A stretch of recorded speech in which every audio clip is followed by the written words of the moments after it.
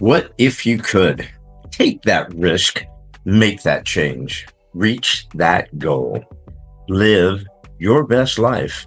Welcome to another episode of the What If You Could podcast, where we get together with amazing experts and everyday people. I'm your host, Gary Scott, and I'm excited that you're along for the ride. Hey guys, welcome back to part two of our interview with Susan Dunn. Where today we're going to discuss what is breath work and how does Susan work her magic. But before we get to it, I just wanted to thank you for listening, watching, and just being here with us.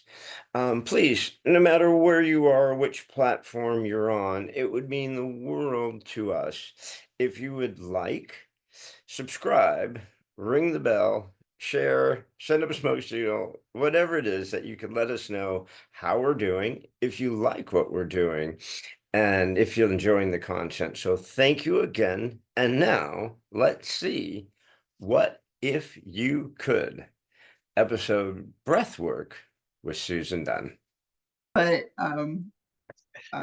So yeah, walk us through it now, because so you know what, Gary, I think let's back up just a little bit because people like say breath work, like what is breath work? better idea. Go Okay. for it. Yeah. Because we can go that way, but the people are like, what? People may not even know what that is. I didn't know what it was. I had no, I mean, I thought Yeah. I did, but I didn't. Yeah, and breath work is like saying it's an umbrella term. It's like saying fitness because there's so many different styles and so many different modalities of it. So let's go back to the founders of breathwork would be Leonard Orr, and he was the pioneer of rebirthing breathwork. And then there was clinical psychologist Stan Groff, and he did holotropic breathwork. And then breathwork started evolving into shamanic breathwork and pranayama, 478 breathwork. There's box breathing, which I'm sure you've heard of. That's very popular, box breathing. And then we have the Iceman, which is Wim Hof. You know that one, Wim Hof. Okay, so Wim Hof, he's a pioneer of bringing cold plunging with breath work. Yeah. So, and then, the style that I teach is called conscious connected breath work or circular breath work. So with breath work, it's different than meditation, where meditation brings tranquility and clarity, but breath work is on top of that, where it also invigorates the body and promotes emotional release. So sometimes people say breath work is like doing 2 years of therapy without saying a word. The things that I want to touch on that real quick. So the first dude was who started the rebirthing, because that was kind of a big deal for a while. The people rebirthing, like the trauma started, from the womb. I mean, being birthed and then rebirthing. Is that the first dude who touched on the Yeah, breath I thing? mean, the different styles, there's all different variations, and they use the power of the breath in a certain way, and a certain, they do different things where they even do breath holds. And so then it triggers the brain. So what happens is that you're shutting down the frontal cortex of the brain where your critic sits, and you get to dive down more into inner guidance. Does everybody use music like you do? Is that a Yeah, big part of it? yeah, most people will use more tribal music, or I do a session where I'm actually working on the chakras, because you have your root chakra, you have your 8 chakras. There's a lot more chakras, but we won't go into all that. But these energy systems, and through your energy systems, there's different megahertz that are correlated to those different energy systems.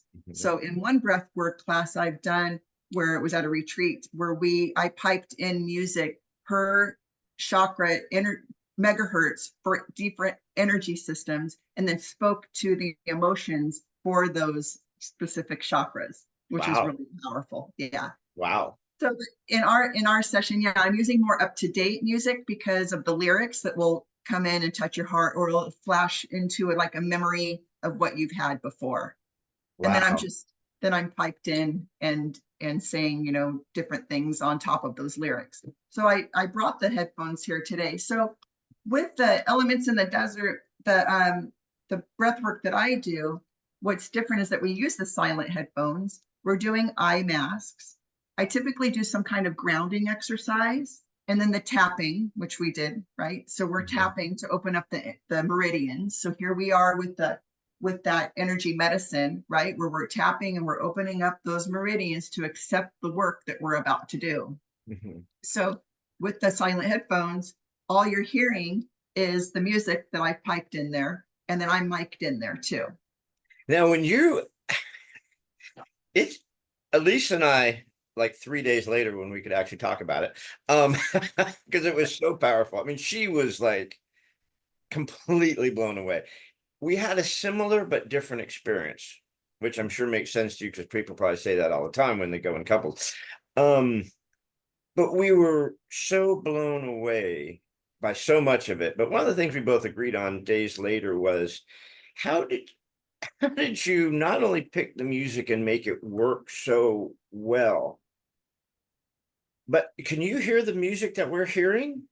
Okay, so because you're saying things, you're like, if I start crying, well, we can edit it or leave it in. I don't give a shit. But you're saying things that are corresponding with the music, and then take us into the breathing. And then, I mean, you said we were going to shake and levitate and stuff, but I'm like, come on, man. But I was shaking like a freaking like a paint mixer. I mean, so when you're taking us through that, and I don't want to cut you off from the headphone, but when we're listening in the headphones, you've got the music going, and then you're adding to it with your voice. I mean, you've got to rehearse that or practice that. I mean, you've got to, because it was amazing. It's coming through me. That's just so bizarre because it was like you would take us from one tune to the next, but you told us the playlist before we did this, and I'm like, come on, man. Tom Petty, Aretha Franklin, come on, right? I'm like, well, at least it'll be good music. Wow. But it was not just listening to them and the words of the song, but it was you enhancing what the music and the words of the song were doing with taking us into the breath work again, bringing us back out, and then adding to that. Seriously, that was amazing. So that's what was the thing she said to ask you was, how much do you practice that? Because it was so choreographed, it was so perfect. It was I mean, amazing. I do put a lot of thought into my playlist.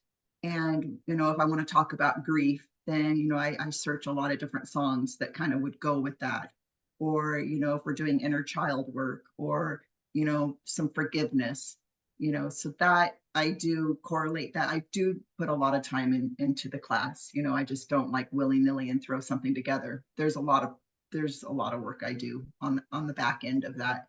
And then I just have certain things that I want to say, or sometimes I'll even go for a hike with all the names of the list of the class, and I'll do some meditation on that. And whatever comes to me through that is, some message for somebody that's in the class that is going to be needing that information, needs to hear that message. So because so many people who were in the class were repeat people, and like I told you, I ran into that gal at Whole Foods. She's like, "Oh my God, we love her so much. I knew I recognized you. I think this is her fourth one or something like that." So that was the other thing, and I don't mean to cut you off. I know you're explaining the process to us, but so there are different sessions for different purposes, different emotions, different healings. Well, a lot of practitioners, facilitators will do that. They'll do like a grief. And I thought about doing that, but I just don't want to exclude people. Like, oh, I don't need that. Yeah. Where so I try to incorporate that in my session, touch on a little bit of each thing, that needs to come through. Well, I think, and it comes out so individually. I mean, if I went there for grief, right? Because that's my big thing is I work with the grief. But it was nothing to do with grief and what came out of me. So you're right. I mean, if you pigeonholed it like that, or if you said, "Hey, this session's about grief, or this session's about loss, or whatever, this session's about whatever," Forgiveness, or yeah. people would miss, sadly, the opportunity to go find their own. And I think that's what's so interesting and so exciting about what you do is you find your own feelings, your own emotions, your own release from your journey. Yeah. So, like what you said, oh, Susan, what you do. And Gary, it's not me. I'm just there guiding. It's each person showing up for themselves, and you get exactly what you're supposed to get out of it. So if you show up fully and completely and trust and go there, then your body will release and give you messages exactly what you're supposed to hear and know from that session. Even if you're fighting it like I was, when you put us in the initial circle and we held hands, I was like, all right, tell me what you're feeling right now. I think I said scared. Normal. But it was, I don't know. I don't think you let us, and I don't mean you mean through your energy and through what's coming through you and stuff like that. What you do doesn't allow us, it didn't allow me and it didn't allow even if we wanted to fight it, because your love is so strong, your message is so strong. Everything that was happening, I couldn't have fought it if I wanted to. I mean, the emotions that you took me to, I couldn't have fought it if I wanted to. It was really amazing. So I'm sorry to cut you off. So we got the earphones on and You're getting me all teary there, Gary. Love, it really goes back to love. I really truly think, honestly, that's what we're here to experience is love. Love on a lot of different levels. And to experience love like with laughter, if you don't have love with laughter, it's cruel, right? And sharp and doesn't feel right. But love with laughter is so healing in every aspects like that. If you go, if you're working, right, and you don't like your job, well, you're not loving your job. Well, that's going to be treacherous and grueling. But when you do and you love what you do and you lean into, I don't know, I have a lot of love for everybody. And it comes out of you in your touch. You ask people, "Are you okay being touched?" And I'm like, I'm so kinesthetic. I'm like, yeah, do whatever you want. But your touch was so perfect. I don't know if it's because you could tell what's happening with my body, because you could see my emotions. But going from laughing hysterically like a hyena, like I was, to weeping hysterically like I was. And then when just you laid hands on me when I needed it, and I was like, oh, how does she do that? It was pretty amazing. You were so tuned in to all of us. And I guess that just comes through you, right? As you're doing the session. yeah, that's exactly. And when the room is bigger, like I've done sessions with 30 or 40 people, I have a room assistant that's in there helping me, and I'm very particular who I allow in that space. And because I want everybody to feel really safe and that the container is being held, and um, that everybody feels that same level of love. So when the room size gets bigger, I like to have the extra room assisted. When you have that many people, do you have that many headphones? Is everyone in headphones, or at that point you have it Everybody has open? headphones. Everybody has. Yeah, that's because that really helps block things out and just take it even deeper. I think the headphones. I didn't anticipate hearing your voice, So at first I was like, "Is that Susan?" At first I wasn't sure because is that you, God? I'm like, "Is that the angels? Where's that voice coming from?" Because it was so the way it dropped in, the way you drop in your message, um, it just seemed like, well, that must be on the recording because it's so perfectly, I don't want to say perfectly timed because I don't want to make it seem like you staged this or this is fake or woo woo, because it's not. It's all organic, right? And so, but that was really amazing to me how that you brought in your words and your soothing voice with a message that was right when I needed it. You know what I mean? And it's like it either made me laugh hysterically or shit, man, I was crying my eyes out. So you That's why just before feel that, class, I'm right? like, Does I'm that going to just say a come? few things, Yeah. and some things may resonate, and some things may irritate you. And if it irritates you, you might want to look into that. So does that just come to you at that moment? You're like, okay, I'm going to say this or I'm going to say that because of what's happening in the room, or you just kind of know that based on what people are hearing, that this is kind of what I want. This is what's coming up, and then like when you just push us to breathe harder and take it deeper and take it deeper, it Yeah, was. I have some things that I want to say at particular times because of the song that I put in there. Like I said, I coordinate that, you know. Mhm. Yeah. Yeah. Well, And so when we're all down there and we've got our earphones on, right? And you know that we're ready, right? And you start the music. Do you just start, like you said, you ask for, the angels, and you ask for our spirits, and you ask for all that. Now, do you start before you do anything? Do you say a little meditation? Do you say a little something before you jump in there? you bet. Yeah. And is Yeah. that just based on what you're feeling at the moment or just on the class you're going to do?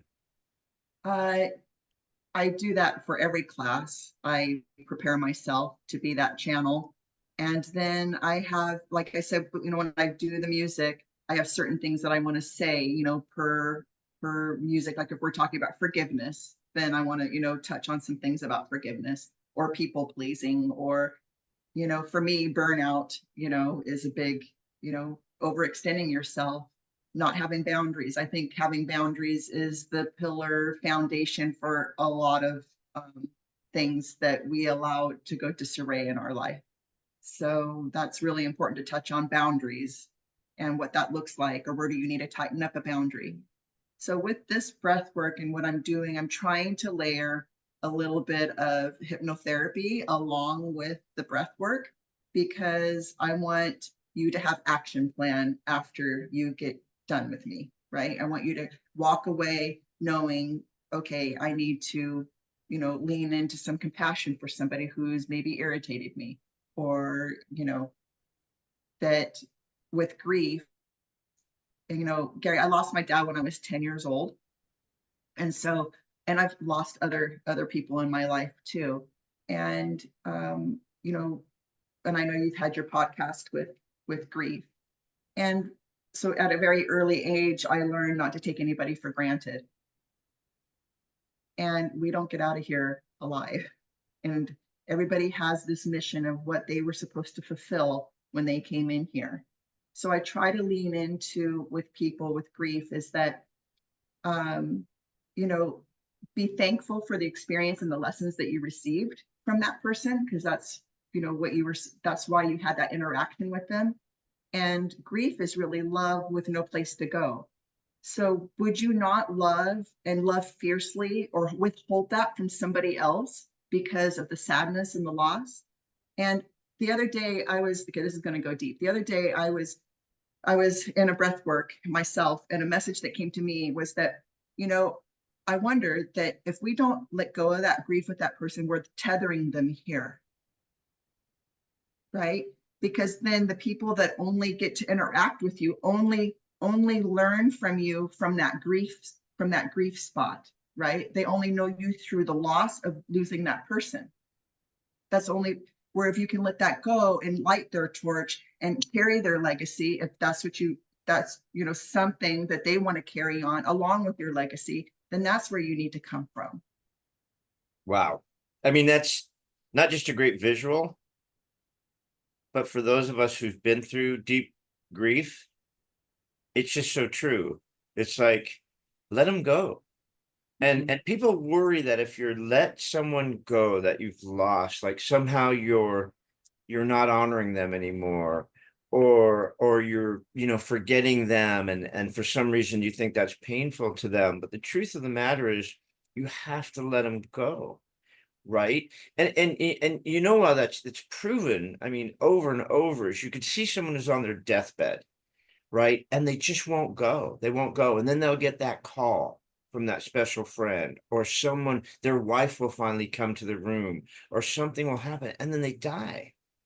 And it's like, what the God, all of a sudden they just died. It's like, no, no, they were waiting to hear from that last person. They had one more goodbye or something like that, right? I mean, you've seen it over and over and over. I'd had the experience with my wife. She literally died in my arms. She had one last thing for us to engage before she died. And so, and like I said, so if you're holding on to them, you're hurting yourself, and maybe you're hurting them. You're not forgetting the memories or forgetting them or dishonoring them. You're just letting them go to where they need to, so I really, that's and I, beautiful. and I feel like they're actually right there. It's just a different dimension that they're in. So yeah, I don't think they're actually gone. I know April's not my past wife. She's right Good. here. She's always here. She's yelling at me all the time. And what was funny is, or not funny, it was interesting to me, um, the different people that came through in the breath work. Um, and when April came through, it was all joy. There's no sadness when April came through. I thought it would really, I thought it would reveal sadness, my grief for her, and said, no way. It was all happiness and joy when she was there. And that was really special. That made me feel so good, because grief hurts, right? And so we don't know what to do with it sometimes. So that was very wonderful. That was a wonderful That experience. happens quite often in the breathwork sessions where people will come through and they'll have a lot of closure or something, some healing moment with somebody that has passed. And they're like, they're, it's just like they're there, and they are, they're at that level of the mind you're tapping into. So let's just tap on vibration really quick, because that's something I want to talk about. Yep. So, we all vibrate at a certain frequency. Okay. And low, like fear and anger is a very low frequency, where love is, in the 500s, and then you have joy, and above that is authenticity. Is So what was above that? authenticity. Authenticity. Okay. Yeah. So the more you do breath work and you keep getting these layers, you release these layers of healing, then you can vibrate even broader and higher. So, when you walk into a room and you just vibe with somebody, or you're connected like right away with somebody, that's that vibration that I'm talking about, that attraction, right? So I'll tell you, one time I did a ton of breath work, and I went to a self-improvement. I'm always doing things like that. And I went through the airport scanner. And so, I'm feeling big. I'm feeling like so much love, right? And I go through the airport scanner, and, it beeps, and the guy's like, come back. Okay, so I go back, and he's waving me with the wand, and right around my heart center, he's, it's going off. And Gary, I didn't have any jewelry on. I had a sports bra on. There was no metal around. So I look back, and the little box that has the little image of the person right there at the heart center was bright red. And that's how I was feeling. I'm like, man, this is real. That machine picked it up. That's amazing. That's So crazy. Your energy was vibrating so strong that the machine picked it up. That's yeah. crazy. That's amazing.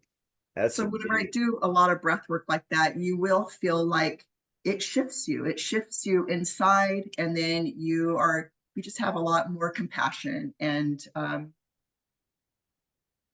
yeah, it changes you for sure. Yeah. Well, it comes out of you. I mean, you just feel it, like you said, right when you walk in the room, you can feel it. All the little extra accoutrements are nice, whether you notice them or not, but they set the tone for what's happening. And I think one of the main things you feel from it is care, right? That was one of the main things I said, Susan really cares about what is going to happen in this room. You know, You I could bet. feel it when I walked in. And it's not just the stuff that you had there, although to me that was very, that meant something to me, like I said, but that just set the tone for care.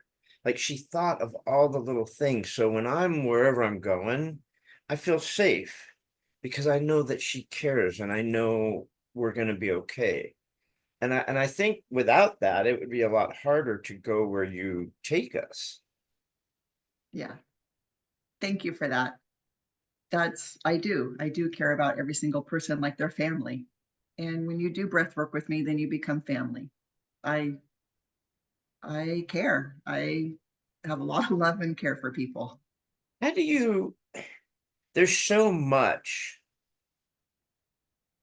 energy, and I have a number of my friends who are deep empaths, and even worse, they're Virgo empaths. We share one of the same friends who's a Virgo empath, and I know that sometimes she just has to go away, you know, just to recharge. I mean, just from work, let alone what you do. So how do you protect yourself? How do you recover? Or is it just you're fed our energy so it feeds you, doesn't drain you? But I would imagine at some point, you know what I mean? Because you give so much. How do you protect yourself?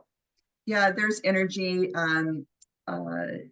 different things that I do to try and separate myself, but I'm still learning that, Gary, too. I get wiped out of a session. Yeah, I won't. I try not to work the next day so I can recharge. And I do breath work myself to get rid of anything that I've taken on. And but there's different energy things that I've learned from our friend that where I can block myself to protect myself. I love going to the ocean. I get really recharged at the ocean. So I love to go to the ocean and hiking, getting my feet on the ground. Some grounding is always good for me. Swimming in water, getting in water is really good. So yeah, there's different things that I do too. But yeah, I get it. I get tired from that I would from that imagine. session. I mean, because you just give so much. It's not just speaking through the microphone. It's not even that at all. It's the energy that comes out of you and the love and the compassion that comes out of you. And then the touching. I mean, I could feel the energy. I can imagine, you know, like you said, if you have 30 people, you have someone who helps you. But I can imagine just the drainage from your own, you know, touching that person and putting your life into them and putting your energy into them, putting your spirit into them is, I would imagine that'd be tough, you know, because you feel it. I mean, I feel it from you. So, you know, bless you for that. You know, people make fun of me because I golf barefoot, but number one, I'm a horrible golfer. Number two, I don't keep score. But number three, just we don't get to walk on grass. We don't get to walk on earth. You know, we're always away from the earth. And so for that, however long I'm chasing this golf ball around this grass, I'm walking on this beautiful earth, right? Or the ocean when I get to sink my toes into the sand and get into the water, you know, just the energy from the earth that we've just completely cut off from Exactly. ourselves. Yeah, definitely. I wanted to touch on energy with so my mom, she's 91. And so what you're saying about, being able to feel energy from people, right? So you can't navigate through your day and not have stuff stick to your nervous system. And I believe that's what also breath work really helps release too. Because she's 91 and she has vascular dementia. And she's the sweetest thing you could ever imagine. Okay. She's a doll, but boy, it is tough, okay, to be around her and she's repeating herself and just, it's a lot. It's a lot. Or, when you're around somebody who's, I always say they're just extra, somebody who's a little extra. Or sometimes people call that an energy vampire, where maybe they're taking your energy from you. Okay, we all have felt these people around us. And I'm not saying my mom's an energy vampire, right? It's just that I care but stuff sticks to my nervous system. And no matter how sweet she is or anything, I am human and it's hard. So the breath work is really important to shake that stuff off of you So breath work isn't a one-off modality. It's not a one and done thing. You need to do breath work, 3 times a week at least. You know, a lot of these high performers, we're doing breath work every day. And the more you do it, then you can sink in quicker and get the answers that you need to get on a project or on something that you're working towards or a message that needs to come through for you that you need to hear. You can dive in a lot quicker. So it's not like this hour long. And, I know my sessions are 2 hours. You're not breathing for 2 hours. It's just the whole, how, for me to explain it, to get you guys set up. The breath portion of it is like 30, 40 minutes, but when you do breath work more often, you can do that in 20 minutes and dive in and get what you need to get. So it doesn't have to be this long morning routine that you do. Well, I was going to ask you about that because one of the things that's what you said when we left was, okay, guys, now you need to start doing this on your own. Get up in the morning. I think you should get up in the morning and spend like 3 minutes. I mean, just try to get that deep breathing, get yourself in a state every day. Don't just wait to come here for me. And so I was going to ask you about that. So, like I said, when I left, it took me a couple of days just to get over it, let alone to start doing it myself. So as you come back and doing your sessions more, I would imagine it becomes easier for people then at home, like in that morning, to do that 3 minutes, 5 minutes, 20 minutes on their own, right? I mean, you'd start working that muscle more. Yeah, I try to have people, start with 3 or 4 songs, which is, like 12 minutes. The song is typically anywhere from 3 to 4 minutes. And, start with 3 or 4 songs, but, do that on your own. Now, it is different doing it on your own opposed to being coached, right? Because I'm not going to, I'm there to push you a little bit and make sure Yeah. that you're doing your full breaths and all that. Yeah. But yeah, it's when you do it more often, you can dive in a lot quicker. Well, I like to say I'm a rope, right? I'm a piece of rope, and it's so much easier to pull me, right, to get me straight than to push me. You try to push a rope, it's not going anywhere, right? But you pull that rope, you lead that rope, and it's a lot easier. And that's what you did. You did not push us anywhere, right? Yeah. You pulled us gently along through the process. I never once felt like you were pushing something on me or like this was too weird or whatever. I immediately felt pulled through your process, That's a good which was way to so put it, Gary. I beautiful. like And that.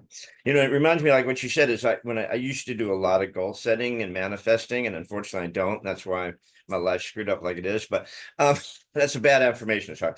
And it started where just like 5 minutes in goal setting, and then it was 10 minutes, and then it's 15, and all of a sudden I'm waking up at 4:30 in the morning because I needed 2 hours to do this goal work and this manifestation and stuff. And I literally, people thought I was nuts. What are you getting up at 4:30 in the morning for? I'm like, because I'm so excited to jump back into this life we're building, right? And manifesting this future and showing where we are now, where we've come from. And it really was a muscle that I just couldn't wait to do. So I'd imagine once we've gotten the training from you and we understand this, that it we would get addicted to it, right? We'd get hooked on. I can't wait to get up and start doing what Susan's taught us.